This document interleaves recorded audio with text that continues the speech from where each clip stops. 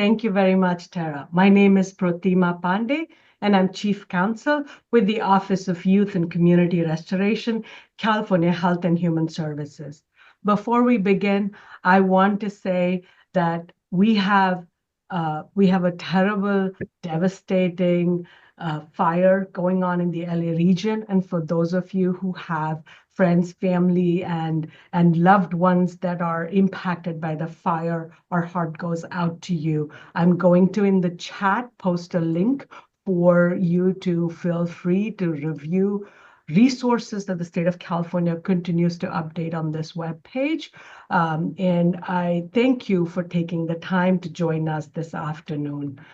The purpose of the OYCR Youth Justice webinar series is to provide all juvenile justice stakeholders with information on practices and trends, highlighting the shifting landscape of juvenile justice to improve outcomes for children, families, youth, and communities.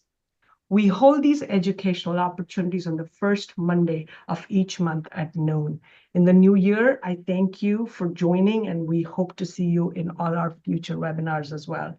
OYCR was established with the passage of SB 823. Our vision is to envision a healthy California that enables all youth to be responsible, thriving, and engaged members of their communities. Our mission is to promote trauma-responsive, culturally informed, gender-honoring, and positive youth justice to all those who are impacted by the system, and to support our youth's successful transition and welcome them into adulthood and into their communities to set them up to thrive, not just to survive. Today, you will hear from OYCR colleagues Stephanie Hine and LaRon Dennis. Stephanie is a legislative analyst at OYCR. She is a seasoned analyst with over 15 years of experience in juvenile justice reform. She has a deep understanding of navigating complex cross-sector collaborative work and championing initiatives that improve outcomes for at-risk youth and families. Her work centers on policy development, and she has worked extensively throughout the state. She's passionate, not just on reform, but also emphasizing best practices within the juvenile justice reform space, as well as child welfare systems that promote positive youth development. LaRon is a special consultant with OYCR. She's an attorney who has brought 30 years of experience to our office. She is a retired prosecutor and former probation officer who has worked across the executive, legislative, and judicial branches of government, contributing to policy and practical advancements. She has consulted nationwide on evidence-based practices, including risk needs assessment tools and effective supervision methods. She has served as an adjunct law professor and contributed for over a decade to California's leading juvenile justice law treatise. She's published academic articles on juvenile justice issues, including California's deferred entry of judgment law. I'm going to now turn it over to Stephanie. Thank you.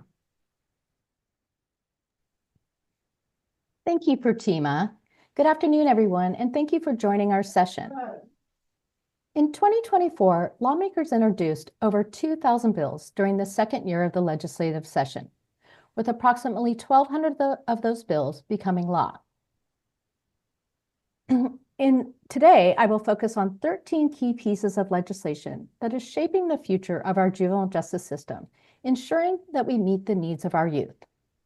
Furthermore, these bills reflect the state's ongoing efforts to enhance and reform the juvenile justice system.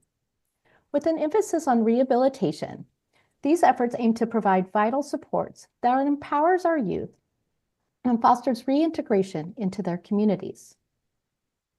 Before I begin discussing the bills, I wanted to highlight some of the key themes of the 2024 legislation that impacts juvenile justice. This includes funding for youth programs and services to ensure ongoing financial support for programs that directly help our justice-involved youth, moving the Juvenile Justice Grant Administration from the Board of State and Community Corrections to OYCR, ensuring that courts can still utilize remote technology for juvenile proceedings, and that youth have access to behavioral health services while they are in a juvenile setting. simplifying and improving the process for sealing juvenile records, as well as tackling the issues of chronic absenteeism in our juvenile court schools to improve educational outcomes for our youth in a juvenile setting. Aside from the budget and trailer bills that were effective on July 1 of 2024, all other bills are effective January 1 of 2025. The Budget Act of 2024. AB 107, which was passed on June 13th of 2024, includes budget allocations for grants, technical assistance, and programs that support our justice-involved youth. Notably, $10 million was allocated to the OYCR to continue to provide grants and technical assistance to counties and probation departments. Additionally, AB 107 allocates just over $1.9 million to the California Department of Corrections and Rehabilitation to enhance and expand rehabilitation and life skill programs at the Pine Grove Conservation Camp. This camp is located in Amador County, and it teaches wildland firefighting skills to justice-involved youth aged 18 and older from participating counties. This funding will support additional qualified participants and provide services such as mental health care, life skills support, peer mentorship, and life coaches. The program also prepares participants to transition back to their communities, accessing housing, GED programs, higher education, and career development programs that lead to meaningful employment.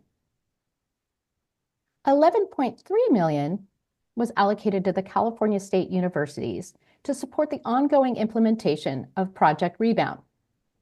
This project helps formerly justice-involved individuals enroll in and succeed in California State Universities, connecting the students to important resources for higher education. California community colleges received $25 million for the Rising Scholars Network. This program was started in 2014, and its goal is to help justice-involved students succeed in community colleges.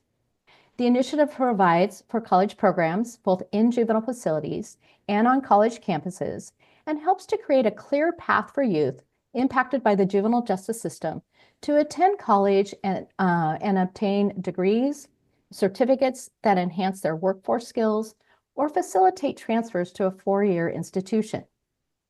I do want to note that OYCR does not administer any of the funding for the Pine Grove Camp, Project Rebound, or Rising Scholars Network. Additionally, SB 108 was a budget bill junior. This was associated with the Budget Act of 2024. It makes technical and substantive changes to the Budget Act. Of note, SB 108 appropriates $2 million in general funds for county probation departments to report on specified data on the secure youth treatment facilities as outlined in WNIC Code 2200 to OYCR and requires OYCR to publish a report. The state controller assigns these dollars based on a report that is prepared by the Department of Finance in collaboration with the Chief Probation Officers of California. Similar funding was available to probation departments last year for data collection, which OYCR is completing pursuant to the 2023 Budget Act.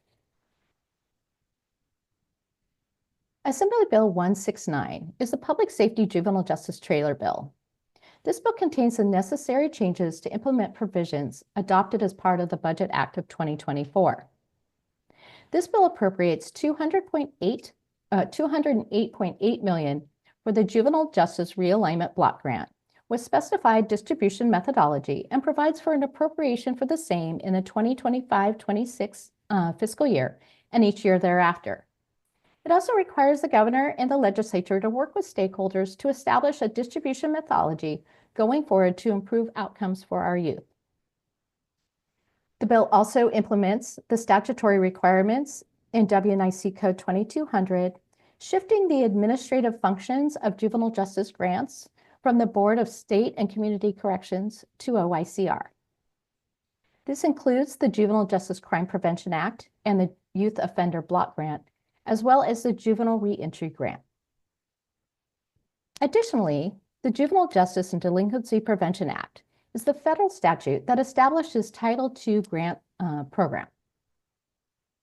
The Federal Office of Juvenile Justice and Delinquency Prevention administers the grant in part by awarding states to support delinquency prevention and juvenile justice improvement. As of July 1 of 2024, OYCR is the state agency designated to receive and administer the California's Title II grants. States receiving Title II awards must establish a state advisory group to advise on Title II activities as required by OJJDP. The California State Advisory Committee on Juvenile Justice and Delinquency Prevention is composed of subject matter experts appointed by the governor. They are dedicated to improving the quality of life for the youth, supporting policies and programs aimed at enhancing outcomes for young people involved in the justice system. OYCR held its first SAC-JJDP meeting on December 12th of 2024. And the Budget Act of 2023, AB 102, required county probation departments to report certain specified data to OYCR as outlined in WNIC Code 2200. And this was what I talked about on the prior slide as well. AB 169 made amendments to the statute to require that this data be reported to OYCR not less than twice a year, beginning no later than April 1 of 2025 for the reporting periods of July 1, 2024 through December 31st of 2024, and on October 1 of 25 for the reporting periods of January 1, 25 through June 30th of 25. And then on this schedule every 6 months until October 1 of 2029. OYCR will publish an annual report for the state and county findings until July 1 of 2030. And as I noted on the previous slide, SB 108 allocates $2 million to probation departments for this effort. And I also want to note that you can find more information about any of these grants as well as any upcoming SAC-JJDP meetings and other resources on OYCR's website.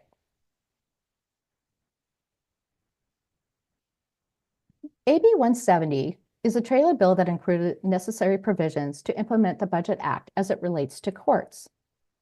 I am only going to highlight one portion of the bill as it relates to the utilization of remote technology in juvenile proceedings.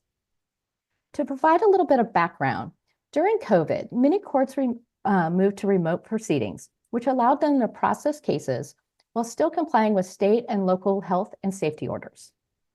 This was first authorized by the Judicial Council's Emergency Rule number 3, adopted in April of 2020. In 2021, the legislature enacted SB 241, which authorized remote technology in civil and juvenile proceedings subject to certain technological and procedural requirements. And then during the 2023-24 legislative session, Assembly Bill 133, which was the trailer bill for the courts in that year, was signed into law, making various statutory changes related to the remote court proceedings. This included extending the sunset on specified court proceedings, including allowing remote proceedings for juvenile proceedings from July 1 of 2023 to January 1 of 2026.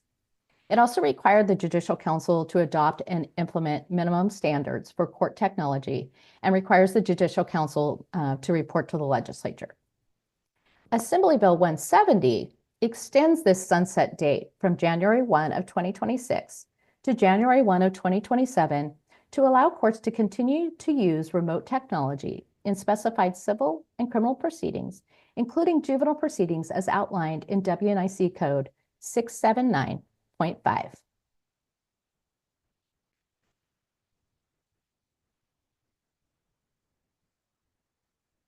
And we can go to the next slide. AB 1186 amends WNIC Code 730.60, removing the authority of the court to impose certain mandatory restitution fines against a juvenile offender. It also makes the balance of restitution fines against both adults and juveniles, including collection fees, unenforceable and uncollectible 10 years after the restitution fine is imposed. The bill clarifies that restitution orders against a youth for the purpose of payment for the value of stolen or damaged property shall be the lesser of the actual cost of repairing the property or the replacement cost of like property. It also changes the way in which youths are held liable for restitution. It requires that each youth be held severably liable for victim restitution. Courts will assign liability based on the percentage of responsibility for fault attributed to each youth for all economic loss included in the restitution order. The total amount of the assigned liability for all involved youths shall not exceed 100%. And it also repeals WIC sections 1752.81 and 82, which had established the distribution of trust funds for youth who had committed to the DJJ, including payments of restitution orders. Those sections are repealed due to the closure of DJJ on June 30th, 2023.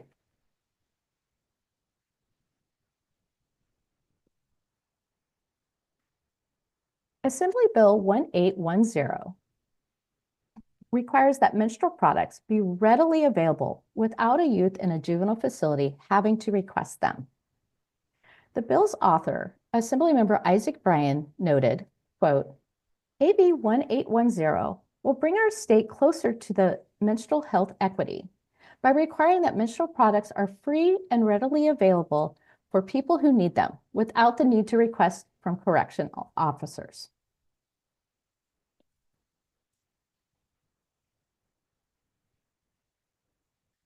Assembly Bill 1877 and Senate Bill 1161 are intended to simplify California's juvenile justice sealing statutes. Current laws specify the conditions under which juvenile records can be sealed. AB 177 and SB 1161 aim to streamline the process of sealing juvenile records, enhance the protection of such records, establish procedures for identifying and sealing certain juvenile arrest records, and provide a framework for assessing and destroying juvenile records. AB 177 specifies the conditions and processes for sealing and destruction of juvenile records, including exceptions for serious offenses. It requires probation officers to petition the courts to seal juvenile records when individuals have turned 18 and the juvenile court's jurisdiction has terminated, as specified. And it also adds WNIC Code 781.2, requiring the Department of Justice to review state criminal history information on a monthly basis and identify arrests that are eligible for sealing. It requires Department of Justice to provide a list of arrests identified to all agencies associated with those arrests. Arresting agencies are required to review the list of eligible arrests and seal those records without requiring a petition from the individual and sealed records and report the sealed records to DOJ within 6 months. DOJ is required to seal the records reported by agencies within 90 days. It also requires DOJ to publish annual statistics on their website, which is their Open Justice web portal, beginning July 1 of 2028. SB 1161 was sponsored by the Pacific Juvenile Defender Center.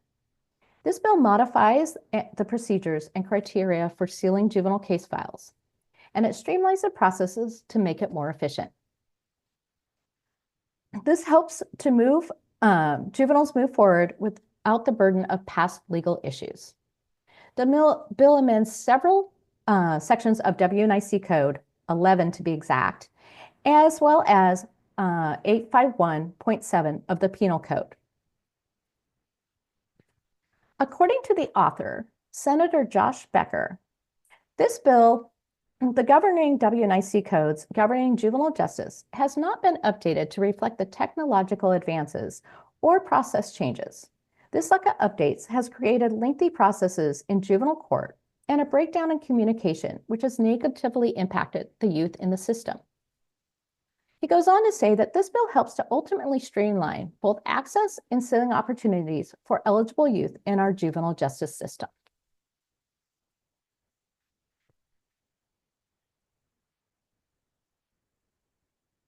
Assembly Bill 2176 aims to improve outcomes for youth in the juvenile justice system by addressing chronic absenteeism in our juvenile court schools. It amends WNIC Code 2200 and 2200.5 and expands the responsibilities of OYCR to develop an annual report on chronic absences among students enrolled in juvenile court schools. It authorizes OYCR to investigate the reason for chronic absences at juvenile court schools where the rates are 15% or higher, and provide technical assistance and expertise to the juvenile court schools to address those reasons. This is subject to available funding. In a press release, the author, Assemblymember Mark Berman, stated that the California Constitution guarantees incarcerated youth the right to an equitable education. Yet more than a dozen court schools reported that 30% of their students were chronically absent in the 2021-2022 school year. Chronic absenteeism is linked to lower graduation rates, diminished academic achievement, and reduced college attendance. We must ensure that all children have access to school, even while they are incarcerated.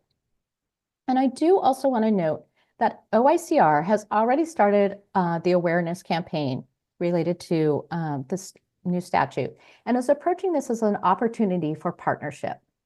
Dr. Michael Massa has presented to the County Office of Education Superintendents and the juvenile court administrators and is working to build awareness for our probation partners as well. And another bill that addresses our juvenile court schools is Assembly Bill 2181. This outlines various graduation requirements and continuing education options for students attending juvenile court schools. It expands the opportunities for juvenile court schools, school students to stay in high school to fulfill graduation requirements, including courses A through G, dual enrollment, and career technical education. It also ensures that the students in juvenile court schools that are meeting statewide coursework requirements for graduation are not burdened with additional local requirements and are informed of the potential impacts on their educational and vocational futures. It streamlines exemption processes and requires the County Office of Ed to notify a student and their educational decision makers about exceptions from local graduation requirements within 30 days that the student transfers to a juvenile court school, and provided that they are enrolled for at least 30 days. Overall, the bill aims to make the graduation process more flexible and aligned with the rights of other mobile student groups such as foster, homeless, and migrant students, allowing their education beyond the typical 4 years.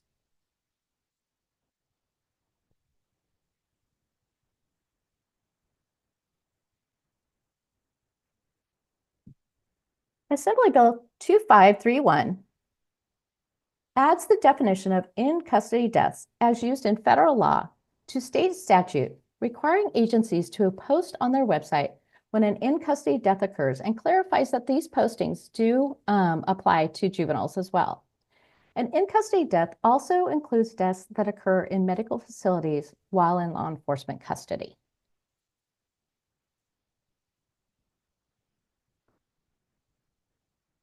Senate Bill 1005 amends WNIC Code 654 by adding subsection D4, expanding existing laws by allowing probation officers, with the consent of both the youth, their parent or guardian, to refer certain offenses to a youth, peer, or teen court.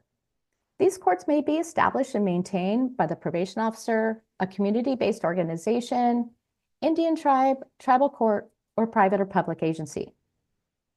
The courts would use restorative practices, allowing peer youth jurors to hear cases and determine the outcomes for offenses committed by the referred youth. This would be in addition to any current practice where probation officers can implement specified programs of supervision for youth and provide services instead of filing a petition to declare the youth a ward of a dependent of the court. For eligible offenses, for referral may be made, but are not limited to infractions and misdemeanors specified in subdivision A through B of the Education Code, section 48900, or other violations deemed appropriate by the probation officers.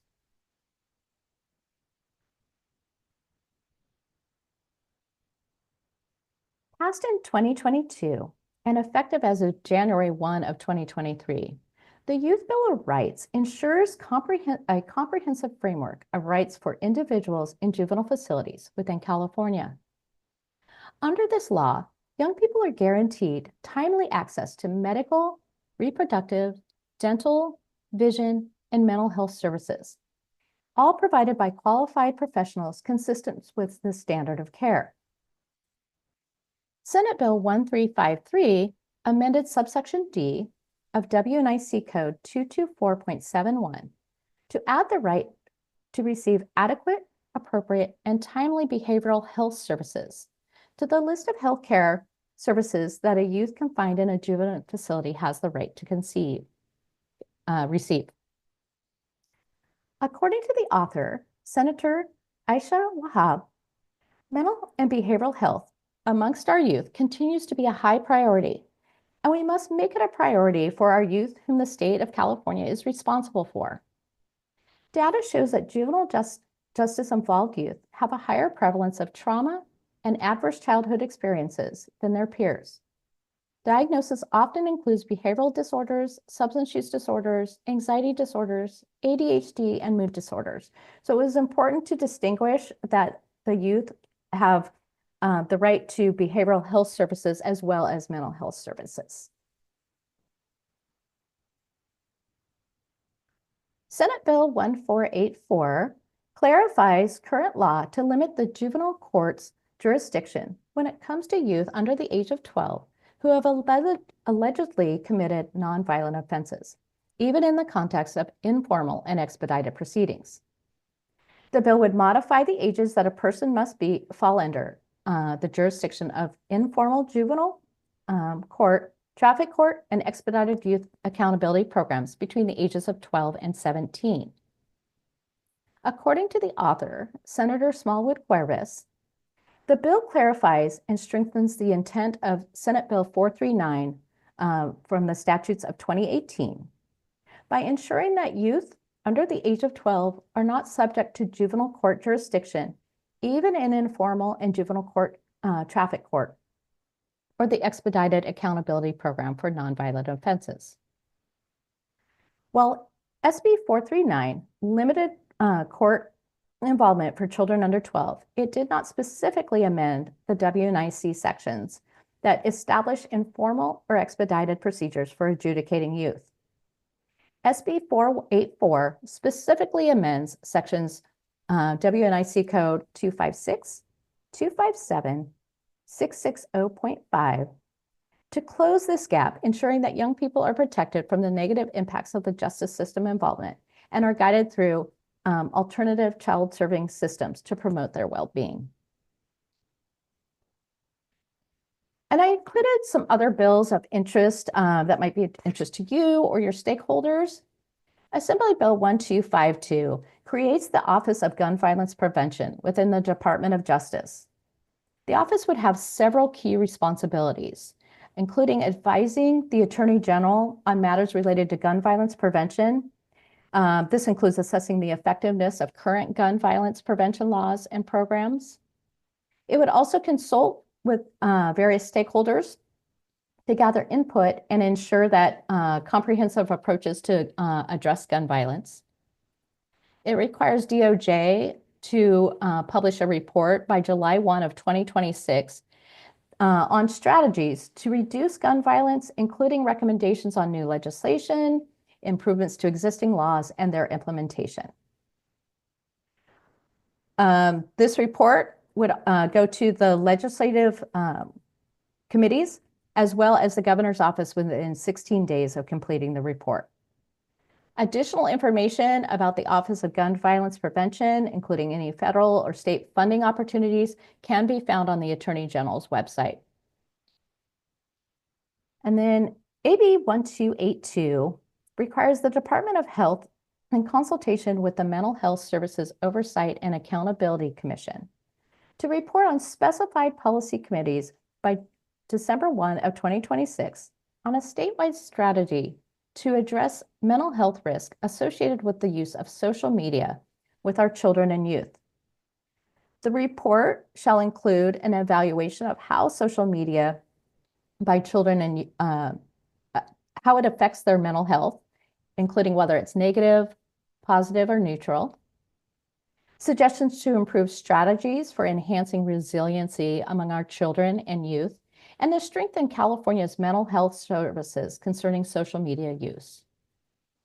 It also includes an examination of child and youth social media use, including disproportionate impacts on specific groups and the negative behavioral health risk associated with use and misuse of social media. And it also requires them to consult with relevant communities when preparing this report.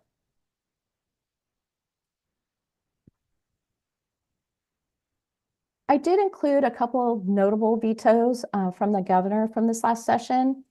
AB 1919 would have required school districts to document alternative disciplinary actions taken before suspending a student, and would have required that local educational agencies adopt at least one restorative practice as identified by the California Department of Education, contingent on state funding being allocated through the annual budget or another statute. The governor vetoed AB 1919 due to concerns over its potential cost, which could have added tens of millions in ongoing expenses to future budgets. While supporting the goals of restorative justice in schools, the governor emphasized the need for fiscal discipline, as these costs were not included in the current balanced budget. In his veto message, the governor expressed support of the intent of AB 2693, which would have revived claims for childhood sexual assault committed by employees of county juvenile probation camps or detention facilities for 1 year, even if the statute of limitations had expired. However, the governor raised concerns about reopening these claim periods, noting that they could set a precedent for future legislation that continually revives these claims for past incidents. The governor did reference previous legislation, Assembly Bill 218 and Assembly Bill 452, that had already provided a 3-year window for claims and eliminated the statute of limitation for future incidents. The full veto messages can be accessed through the California legislative website. I also included a list of some bills that did not move. There was no further action during last year's session. This included Assembly Bill 1896. This would have added a new section to the WNIC Code 875 that aimed to ensure that youth can't be declared ineligible for ongoing placement in a secure youth treatment facility because of new offenses. This means that if a youth is already in the program, any further legal issues wouldn't have affected their ability to stay there. It also prevented the court from lengthening a juvenile's baseline confinement term due to these new offenses, and required that the prosecution consider the interest of rehabilitation of the youth before filing any criminal charges on any in-custody conduct. And then Assembly Bill 2064 would have redirected money saved from the closing of prisons to the Community Violence Interdiction Grant Program for community-driven solutions to decrease violence in neighborhoods and schools. Assembly Bill 2267 sought to reestablish the Youth Reinvestment Grant Program to be administered by OYCR to create a mixed delivery system of trauma-informed health and development diversion programs for youth, addressing their development, mental health, and community needs holistically. Assembly Bill 2673 aimed to introduce a pilot program focused on gun violence in Sacramento. This pilot program would have been designed for youth who are on probation due to violations of law, and included specified requirements for their participation in a gun violence prevention class. Assembly Bill 2840 would have added language to the WNIC Code 875, stating that if a youth is committed to a secure youth treatment facility and will attain the age of 25 prior to the completion of commitment, that the youth shall serve the remainder of their custodial commitment, not to exceed 2 years from the date of commitment, in a county jail. It also would have added language that if a youth who is 25 years of age at the time of commitment shall not be committed to a secure youth treatment facility, and they shall be adjudicated pursuant to WNIC Code 877. And finally, SB 1057. This bill aimed to change the membership of the Juvenile Justice Coordinating Councils to ensure that at least 50% of the members come from the community. This included one at Promise Youth and either someone with experience in the juvenile court system or a system-impacted family member. The bill would have also updated the county's juvenile justice, how they operate. It would have required that they meet at least 3 times a year and that they announce their meetings at least 10 days in advance.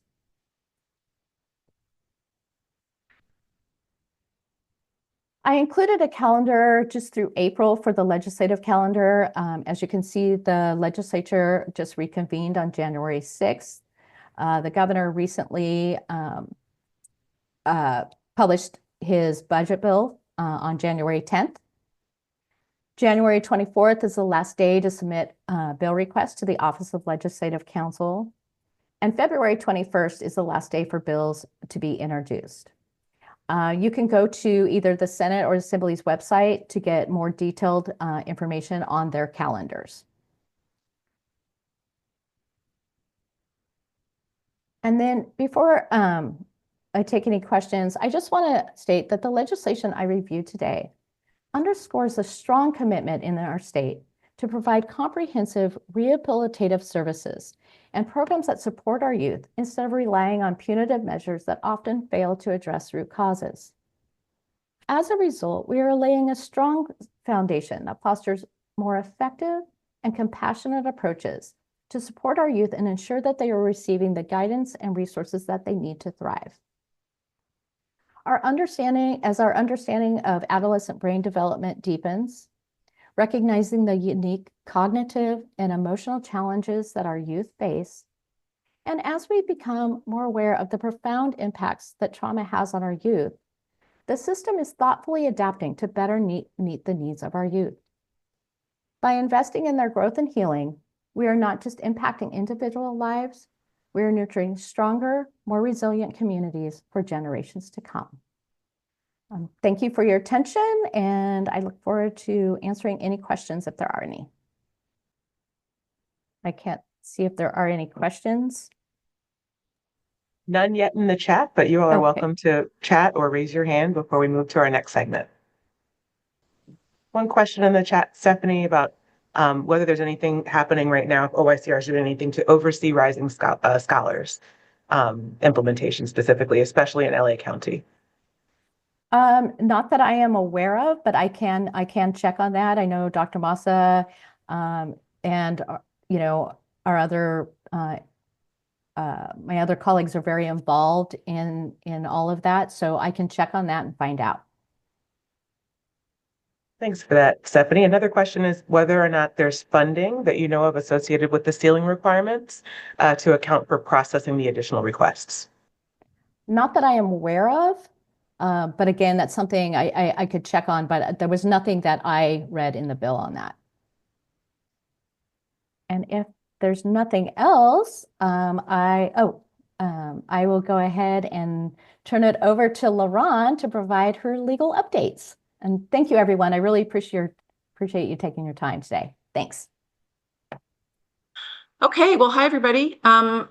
As we've said, I'm LaRon Dennis. I am a special consultant here with OYCR, and I'm going to talk today about the appellate cases from the last year. Hopefully, I will not be too lawyerly, and even more, I hope I don't put you to sleep. This might not be the most interesting part of your day. Thanks, Stephanie. I thought that was super informative. Okay, So the first case we're going to start with is In re Tony R. And it's actually a 23 case. And we talked about it last year at the legal update, but I felt like it was worth reviewing it again, since this was the first published case that addressed this issue and the 6-month review baseline reduction segment of 875. So in this particular case, the court had failed to grant a reduction on the baseline term as Tony had requested when he appeared for his 6-month review. And he had been doing really, really well in school, in his treatment. He was basically doing everything that the court had asked him to do. The probation department didn't make a recommendation at this review hearing. This was before the California Rule of Court was adopted that required probation to make recommendations at the reviews. So basically, the report went to the court without any recommendation one way or the other. Tony argued to the court that it was obligated to reduce his term and that granting reductions in baseline terms at these reviews should be the default. He expressed concern that the seriousness of the offense shouldn't be a consideration, that all kids who were committed to SYTF had committed serious offenses, and that was taken into consideration at disposition, but it wasn't relevant at the review time. He also argued that if kids don't get reductions during these review hearings, it will disincentivize kids to work on their individual rehabilitation plan. And also not giving them, this court not giving him a reduction could create the potential for disparate results around the state, with some courts giving reductions and some courts not. Although to be fair, all of juvenile dispositional orders are pretty much up to a judge's discretion, so there are probably some disparate results happening anyway. But the appellate court disagreed that the juvenile court was obligated. It basically held that 875 authorizes but doesn't entitle youth who perform well on their IRPs to get a reduction in their baseline term. It's just discretionary. Additionally, the court talked about the ways that the juvenile court can measure a ward's progress on his IRP, and that just the IRP itself isn't the full measure of their progress on specific things like behavioral and psychological issues. So while it's true, Tony had done really, really well, he had significant treatment needs, he had committed a serious offense, and had been assessed at high risk to reoffend. So the court felt giving him a reduction so early in his commitment, and this was his first 6-month review, would have been premature because not enough time had passed. The court felt like some of the considerations had to include things like how much time there might be necessary for full rehabilitation to be achieved, and the protection of the public. The case does raise some concerns about procedural fairness, and if kids are motivated to do well because there's a carrot out there for them when they do, they're going to be disappointed, and it's going to make it harder for them to continue to do well when they don't feel like they're being rewarded for their good behavior. But as an aside, Tony did get 4 months off at his second review, and he got the full 6 months off at his third review. Okay, next case is Jose R. It's another case involving Section 875. This one's about the application of pre-commitment custody credits to an SYTF commitment. It requires consideration of several Welfare and Institutions Code provisions that define terms such as the maximum term of confinement, the maximum term of exposure, the baseline period of confinement, and how they're all read together when the court is applying custody credits. So just to sort of walk through some of the statutes. So in general, anytime the court removes a youth from parental custody, not just for SYTF commitments, they will set a maximum term under Section 726D.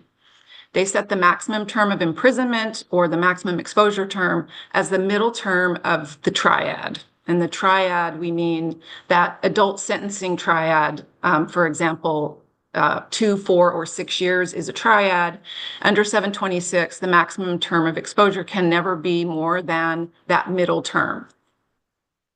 So next, as it relates specifically to SYTF commitments, in this case, I want to look at 875B1. That's what the court sets for the baseline period of confinement. It's the term that the court sets, which it believes is necessary to meet the youth treatment needs and prepare the youth for discharge. It's what can be modified downward at the 6-month review hearings. So in Jose's case, his baseline term was set at 3 years. At the time that this case was decided, the Judicial Council had not yet created and adopted its offense-based classification matrix. So that 3 years was actually the Code of Regulations DJJ parole consideration date. But by coincidence, 3 years is exactly the middle of the matrix term, which spans 2 to 4 years for the offenses that were sustained against Jose. So 875C1 is also set by the court, and it's the maximum term of confinement or imprisonment. And it's the longest time that the youth could be held in physical confinement, period. It can be less than, but it can never be more than the middle term of the adult imprisonment triad. Of course, the confinement time is going to be also subject to the jurisdictional limits, age 23 or 25, depending. So Jose was committed to his SYTF for assault with a firearm. And as I said, the baseline was set at 3, the max time was set at 6 years, which is the middle of the triad, the 369 triad for a 245B. Jose argued that his pre-commitment credits should be applied to that 3-year baseline term, not the 6-year maximum term. And he was analogizing his case to a case that was decided in 2022 with the youth at DJJ. His credits were applied, according to the appellate court in his case, to the DJJ custodial time, not that longer maximum exposure time. The appellate court disagreed with Jose's opinion and argument, and it cited basically the plain language of 875. Under 875 C1C, the pre-commitment custody credits for time served are to be applied to the maximum term of confinement. And the court held this language plainly means that the credits are not to be applied to the baseline term. Next, we have In Re MB. It's another case addressing application of custody credits. So MB admitted attempted murder and related enhancements and was committed to his SYTF. The court set his baseline term at 4 years, and the maximum term of confinement was set at 22 years to life. The court also ordered that his pre-commitment credits be applied against the maximum term, not the baseline. Due to some disagreements in court between the prosecutor and the defense on max time and the application of credits, the court ended up holding a couple different hearings. It stayed some of its previous orders, it asked for briefing, and then it went back and made some changes to the prior orders. So MB appealed, and he argued that first, the court didn't have jurisdiction to modify its earlier orders, setting the maximum term of confinement. But the appellate court said, yes, it does. Under Welfare and Institutions Code, Section 775, the juvenile court can, on its own motion or sua sponte, change, modify, or set aside previous orders. Second, MB also argued that the 22 years to life max term was incorrect and that the matter should be remanded so the court could use its discretion and set a term less than 22 years. Here, the court basically decided it didn't need to remand the matter because all the parties agreed on appeal that the life term was incorrect and it needed to be stricken. And the appellate court did believe that when setting the max time at 22 years, that was the juvenile court using its discretion. So it basically set the max term at 22. Third, MB argued that equal protection in the treatment of youth who are sent to DJJ and those who are sent to an SYTF requires the court to apply those pre-commitment credits to the baseline term, not the longer max term. But the court held there wasn't an equal protection problem in applying these pre-commitment credits because in looking at DJJ commitment language under 731B and SYTF commitment language under 875C, both of them give the court discretion to set the maximum term based on facts and circumstances that brought the matter to the court, and that is lower than the statutory max permitted of the middle term. Also, both with DJJ and SYTF, the credits are to be applied to that. It could be potentially a lower maximum term, and that 731B and 875C's language are the same. Also, the court found that the baseline term is not a maximum term. It is the time necessary to meet the youth's treatment needs, and a more accurate comparison of that term would be to the DJJ parole discharge consideration date. So the court basically found the credits were being applied in the same way under 875C as the Ernesto L. Court had determined they should have been. In addition, 875C1C expressly states that the pre-commitment credits are to be applied against the maximum confinement term, and it doesn't mention the baseline term. One other argument that MB made, which the appellate court dismissed, was an equal protection argument about earning credits and the length of time it takes an SYTF case to be resolved. And the court basically said length of time for different cases being resolved is due to a variety of variables. It doesn't have anything to do with the unequal protection of 875 credits. So the unequal application of 875 credits. So the next case is In Re KB. And we're going to move on to some cases that deal with record sealing. So you kind of have to follow as we go through some of these cases, keeping track of all the different petitions. So KB had his first petition filed in 2020 for fighting in public, and he was eventually adjudged a ward when he failed probation without wardship. In June of 21, his second petition was sustained, and he was continued a ward for 2 counts of vandalism and 2 counts of burglary. In September of 21, a petition was filed for, and KB admitted possessing cannabis for sale, which is an infraction. In 2023, the probation department filed to dismiss wardship as KB had satisfactorily completed all the terms of his probation. Now, everybody agreed the first petition from 2020 couldn't be dismissed and sealed because of the second petition with the felonies that had occurred while he was on probation.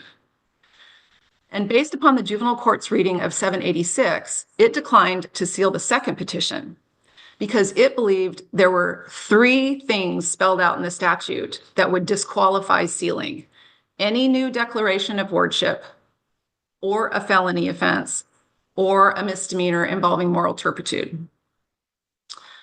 But the appellate court held 786's clause prohibiting the record sealing if there was a subsequent felony offense or a misdemeanor involving moral turpitude is a qualifying clause that applies to wardship adjudications and adult convictions. It's not 3 separate things. Therefore, the subsequent infraction for the marijuana sale doesn't prevent sealing of the record. I think, so they remanded that. Okay. In Re JS, another 786 case.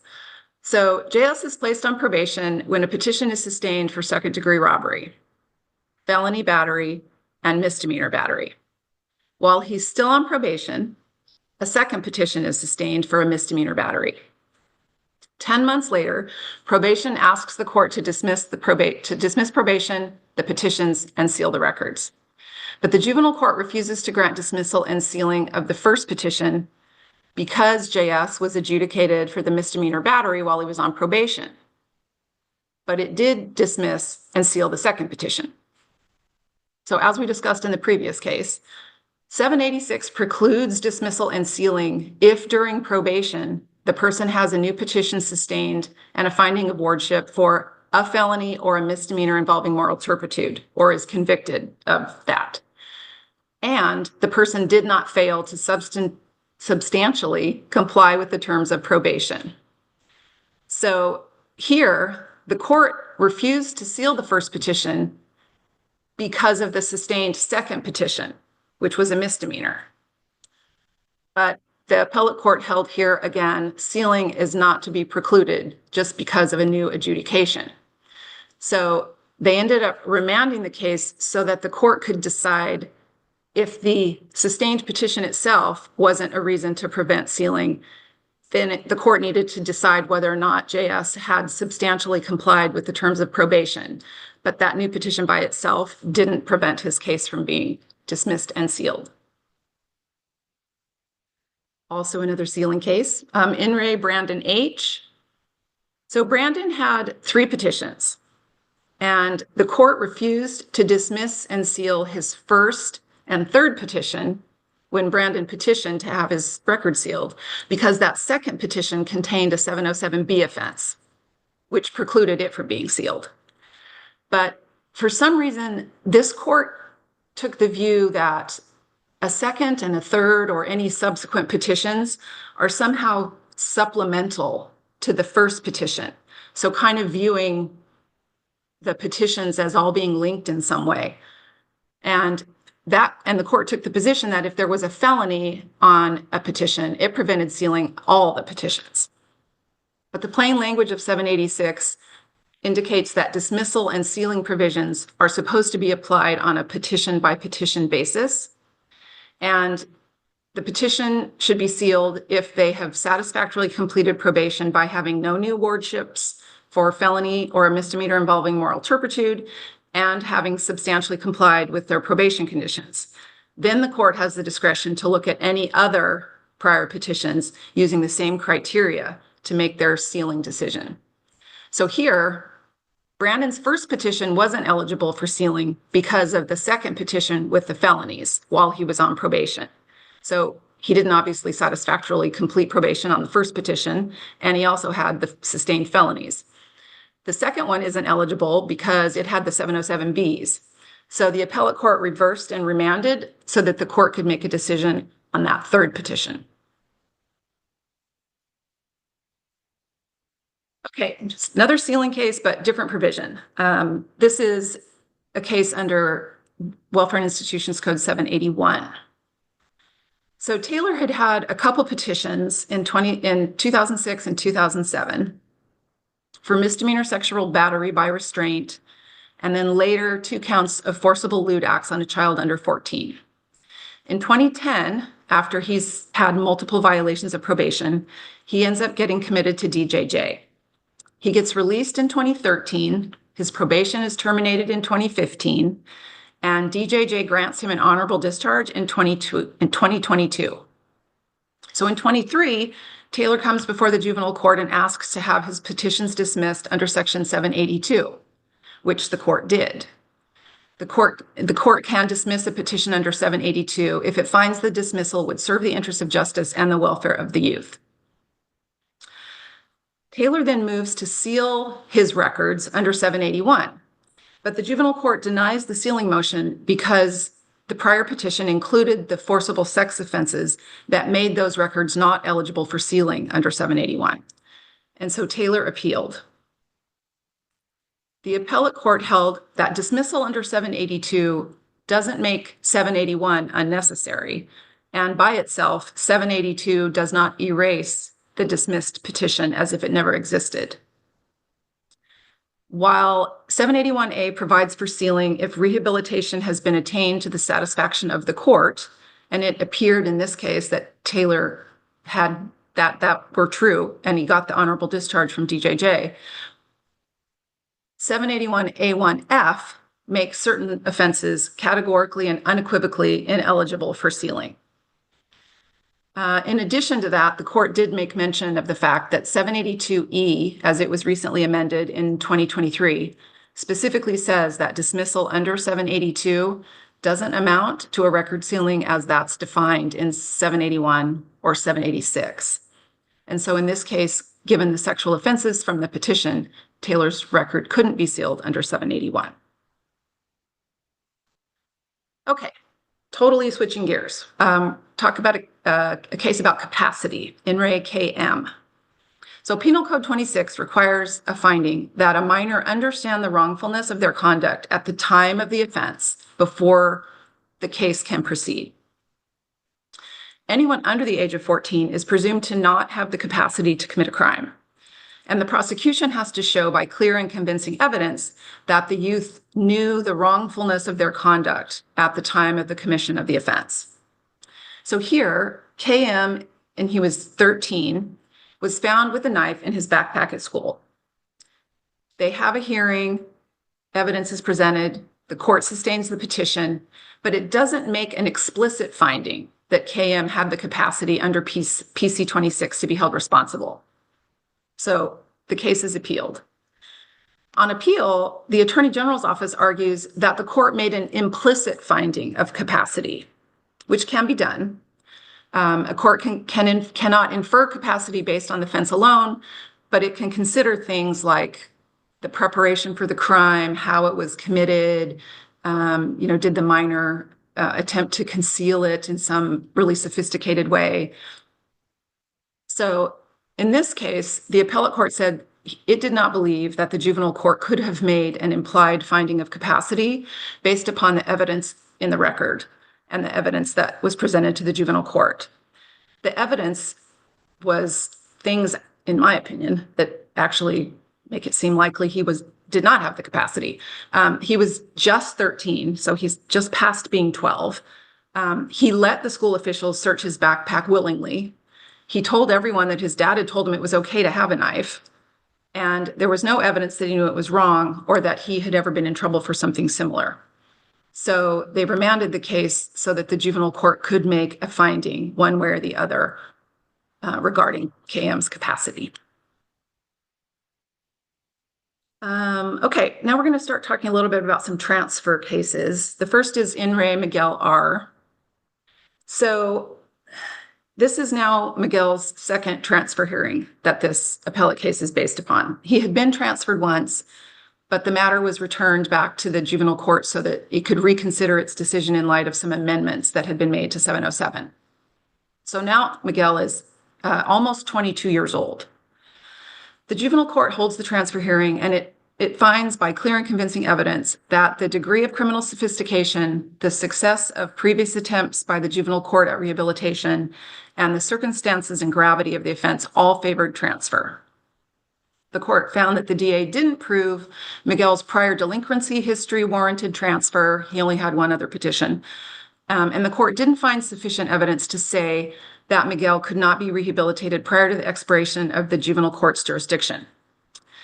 So Miguel appealed his transfer and argued that the second criteria was the critical one, and that if the court didn't rule out the possibility that he could be rehabilitated within the time the juvenile court would have jurisdiction of him, then the DA couldn't have shown that he wasn't amenable to rehabilitation while under the court's jurisdiction.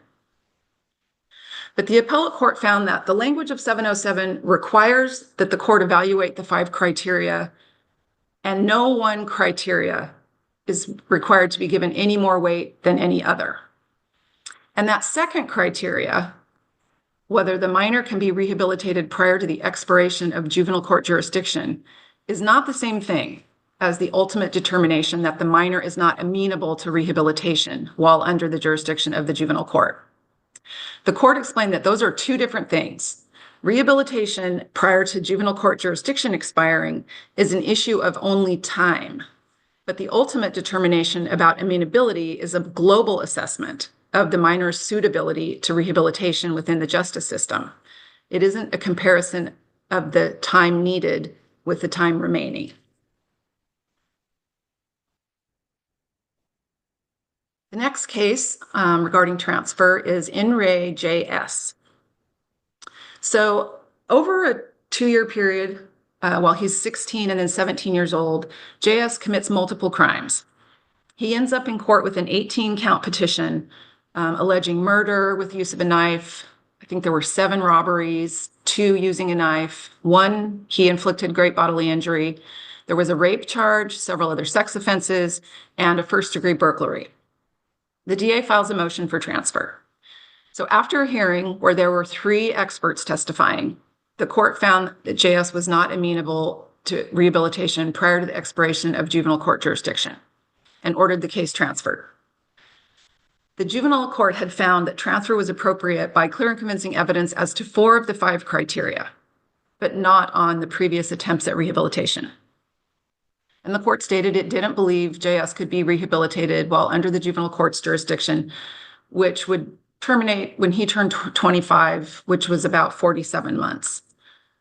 So JS appealed, and the appellate court found that transfer of JS to adult court was supported by substantial evidence.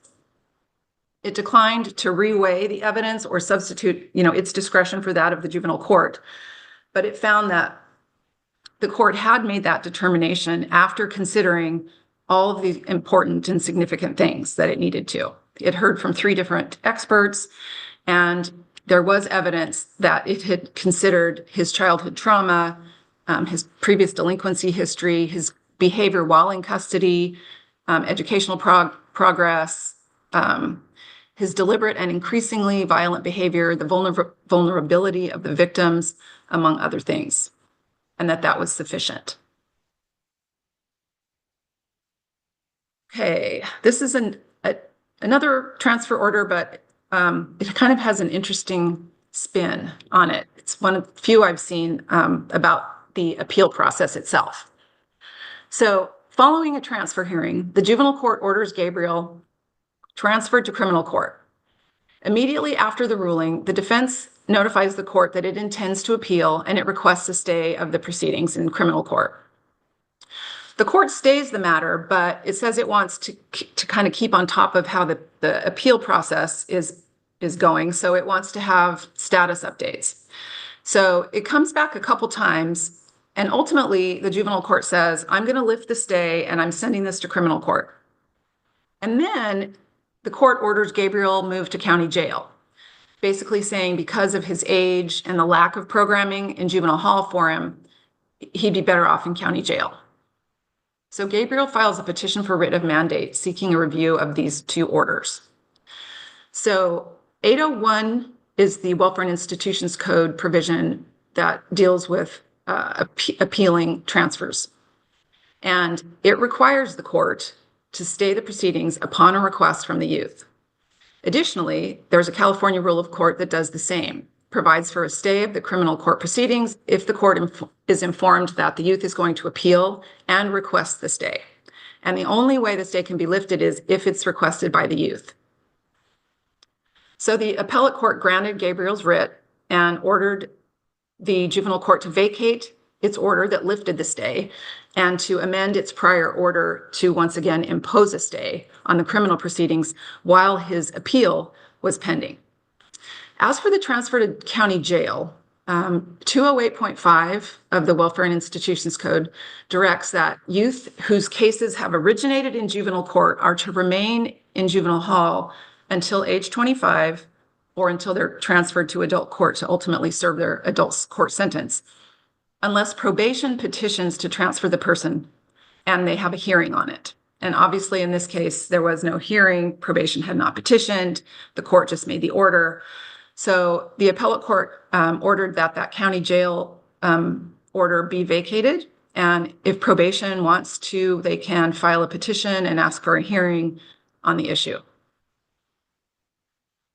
Okay, this is a late 22 case, in re TO, but I think it's worth discussing because there's now another case that's come out around the issue of sexual offender registration. So 17-year-old TO was committed to an SYTF for rape and sodomy of his 7-year-old cousin. A motion for transfer was filed, but the court denied it. So after considering DJJ, probation ultimately recommends placement in their SYTF. The parties disagreed about whether TO was going to have to register as a sexual offender when he was released from the SYTF. The court declined to impose the registration condition because it believed that Penal Code 290.008 only applies to people who are released from DJJ. And on appeal, the appellate court held that the statutory language is clear. Registration requirement applies only to those who are exiting DJJ, not their local program. It also held that SYTFs are not equivalent to DJJ. They're an alternative.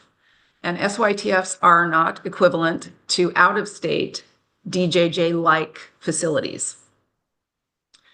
And the court held that their interpretation didn't violate equal protection because wards placed out of state in the DJJ equivalent programs are not similarly situated to wards committed to local SYTFs. So those youth who are committed to DJJ or an out-of-state DJJ-like program would have to register upon their discharge or parole, but youth coming out of SYTFs do not.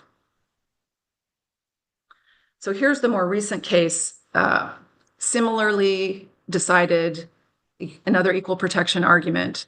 But this case actually came down after 290.008 had been amended. So here, IB was committed to DJJ for 2 counts of assault with intent to commit rape. At his reentry hearing, the court imposed a registration condition, and IB appealed, arguing there was no justifiable reason for youth being discharged from DJJ to register when youth who are committed to SYTFs do not have to. So the court used a rational basis analysis and found this wasn't an equal protection violation to require youth who are already at DJJ to register while not requiring that of youth in SYTF. The court said it was plausible that the legislature had decided the risk of recidivism was low enough and the detrimental effects of sexual offender registration high enough to justify not ordering registration for youth coming out of SYTFs. Interestingly, the court also opined that youth may be getting more effective treatment in their county facilities. And as I mentioned, Subdivision H was added to 290.008 prior to this case being decided, and it defines a discharged person as someone who is in the custody of DJJ, who is required to register upon discharge after DJJ closes. But clearly SYTF youth are not in DJJ custody. So here is a search and seizure case.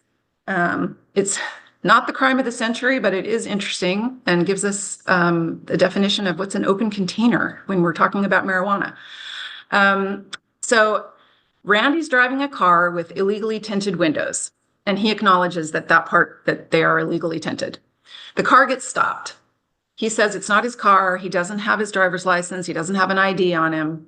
So while the officer is standing there at the window, he smells marijuana, and an officer observes one of his passengers has a blunt on his lap. Search of the car uncovers guns and ammunition. Randy actually tries to run, but he gets arrested. So in juvenile court, he moves to suppress the evidence that was found, claiming that the search was unlawful and violated the Fourth Amendment. The court denied the motion, and he admitted several of the charges, and this appeal follows. So one of the exceptions to the Fourth Amendment requirement that police need a warrant is that police can search a car if they have probable cause to believe the car contains contraband or evidence of a crime. So if it turns out the blunt is contraband or evidence of a crime, the search would be lawful. And the appellate court did a little analysis of the definition of open container and decided that the paper provides no barrier to using the marijuana. It actually aids in using the marijuana. Thus, it was a violation of 11362.3 to have this open container while riding in the passenger seat of this car. And also, Randy was under 21, so that was 11357 infraction as well.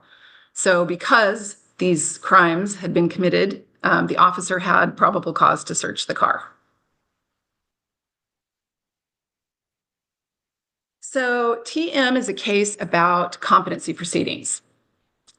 A petition's filed in juvenile court alleging multiple sexual offenses, and TM's defense attorney declares a doubt about his competency.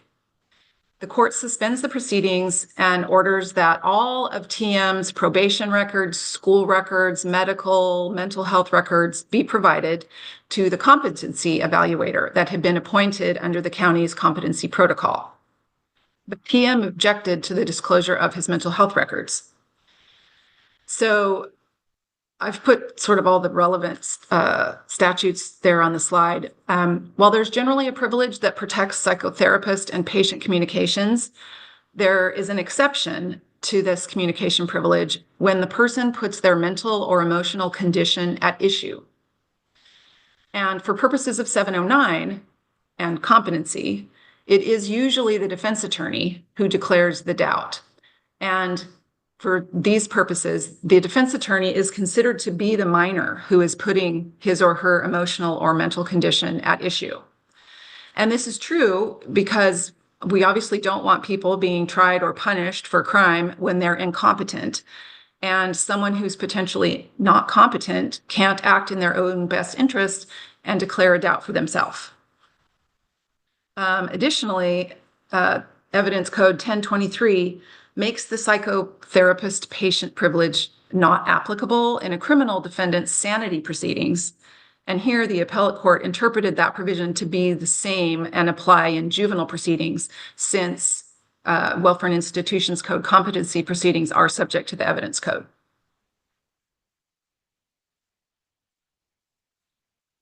Okay, and now back to, this is a very long ago case. The case is new, but the circumstances are old.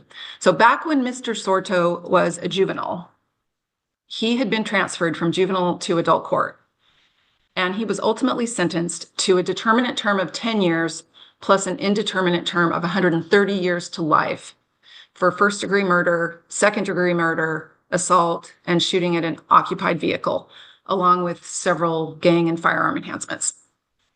So years later, after being in prison for a long time, he files a petition under Penal Code Section 1170. This provision allows an offender who was under 18 at the time of their offense, who is sentenced to life without the possibility of parole, to petition for recall and resentencing after they've served at least 15 years of their sentence. Well, the court denied the petition because Mr. Sorto was not actually sentenced to an explicit life without parole term, but rather the indeterminate term of 30 years to life was sort of equivalent to, but it wasn't explicit, and that was what the statute said. So the juvenile court denied the petition, and interestingly, there was already an appellate case out there that had found this distinction between explicit LWOP and the functional equivalent of LWOP to be a violation of equal protection. But for some reason, the juvenile court ignored that, or the court with the petition, the 1170 petition, ignored that and denied his petition. But the appellate court, once again, did an equal protection analysis, and it considered and then discarded several different rational bases as for why the legislature might have wanted to provide relief to LWOP offenders, but not those whose sentence was so long that it was functionally equivalent to LWOP. And the court held that this different treatment violated equal protection.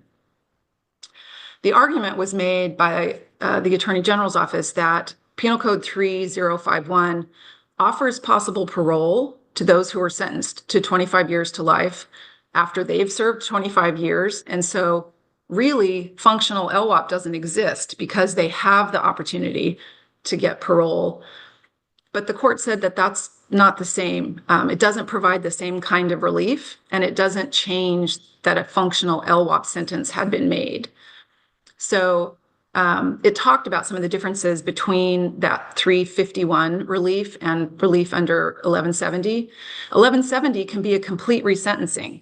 It could be the striking of enhancements. It could be changing terms that had been run, consecutive to concurrent. It was a complete resentencing. And it allowed for the application of any ameliorative statutory changes that had been made. And in particular, in Mr. Sorto's case, because he was under 16 and because much of 707 and Prop 57 had happened, he might, in fact, go back and have a transfer hearing under some more favorable statutory provisions. So 3051 certainly wasn't going to provide him with the same relief that 1170 might. So it was remanded for the court to reconsider his 1170 petition. So that's all I got. That's all the cases. Does anybody have any questions? Yeah, thank you, LaRon. And a couple reminders as you think of your questions. We will send all these slides out to you via email. You'll get them at the same email address where you got the link to join today.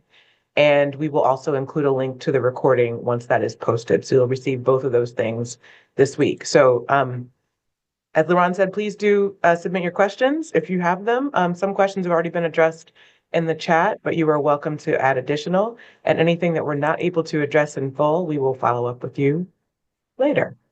Before you go, we have something very, very important that we would like to ask of you about your participation today. In just a moment, we will drop a link in the chat for the survey. You're also welcome to use the QR code on the screen. So please do. We really appreciate this survey feedback on your experience. We use it in our planning. And so if you wouldn't mind just taking 2 minutes to complete that survey, you'll see the link in the chat in just a moment. Or you can use the QR code if you prefer to use your mobile right there on your screen.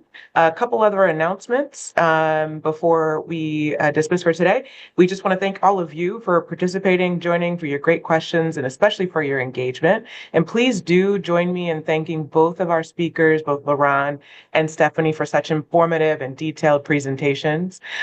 This webinar recording will be available on the OYCR website, as I said, and we will share it with you explicitly by email by the end of the week, along with the slides. The next webinar in our Youth Justice Action series will be on February 3rd at noon, where we'll discuss employment-related services for youth with disabilities who are also justice involved. You'll note that this is the topic that was originally scheduled for December. It's now been rescheduled for February 3rd, but if you registered for that previously, we ask that you re-register as that previous one was canceled. So again, that's February 3rd at noon, and you will get that link in the chat in just a moment for the next webinar. So thanks again for joining us. Please do take that survey before you leave, and we hope to see all of you next month. Thank you so much.